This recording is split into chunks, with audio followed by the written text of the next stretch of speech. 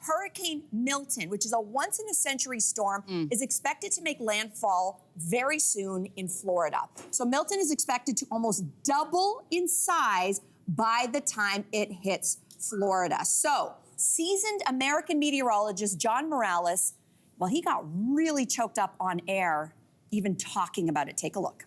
It's just an incredible, incredible, incredible hurricane. It has dropped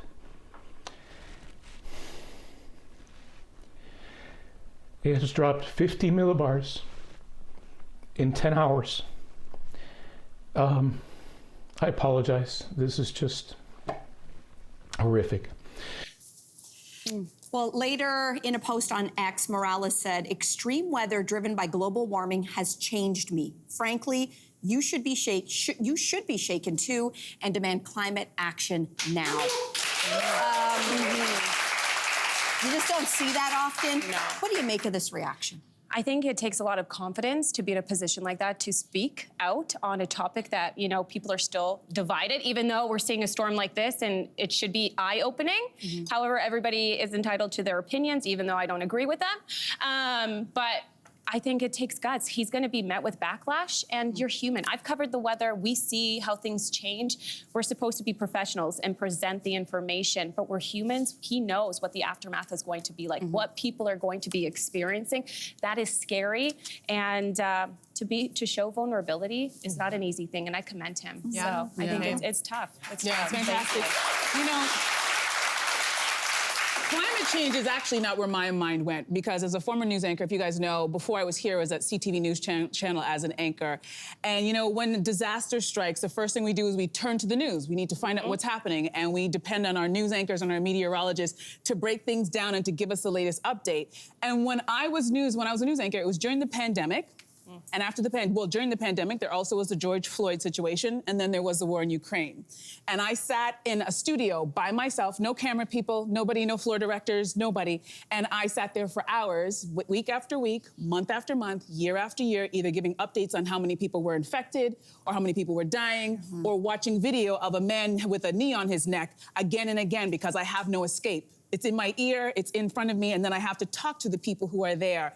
And I think this man's breakdown opens people's eyes that, you know what, even though it's our job to give you guys the information, we are processing it in real time as well. Yep. And we are worried about our family members as we're sitting in that studio. We're thinking about our family, we're thinking about our home, we're thinking about the people that we have to talk to, those people who we interview.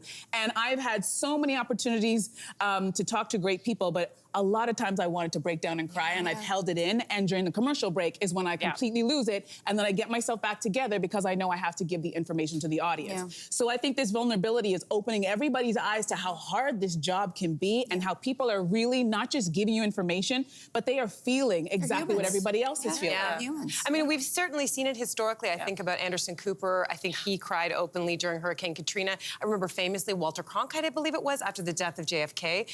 So there have been these moments of breaking, and I think this is one of the ones, I mean, certainly it puts me in a very dark mood today. I don't know how you guys are feeling, but there's something about this person who has covered this for ages, actually for the first time crying on air. It tells you that this story is breaking him, and by extension, it's kind of breaking me. And I think that what makes me think about COVID is that for all the deniers, COVID-19 was the time when science proved that if you stop industry and you stop flights for a period of time, the environment starts to bounce back. Mother Earth starts to bounce back. And so we needed no more proof. There is no denying this. So the fact that we really haven't learned anything from that is extra depressing. And we need to start putting this on our radar again, big time.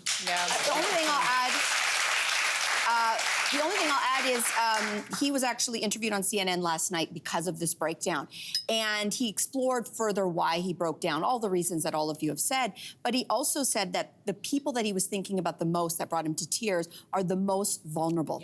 And he said it is the people who have almost nothing that are going to lose even more.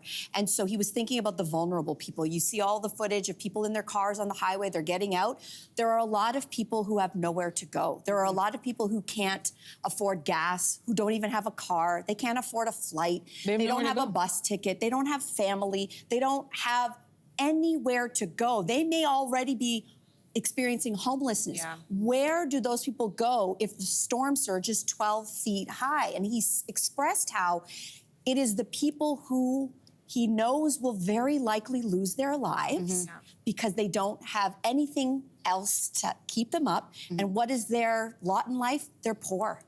And that really broke him. And so I think this is the age of the climate refugee, the environmental refugee, and thinking about it's always the people who already are at the lowest rung of life that get hit the hardest. And that really broke him too. Yeah, absolutely. Hey, you, come a bit closer. We've got so many more must-see interviews, spicy debates, lifestyle tips, and pop culture moments. So subscribe to our channel by tapping the logo below and don't miss out.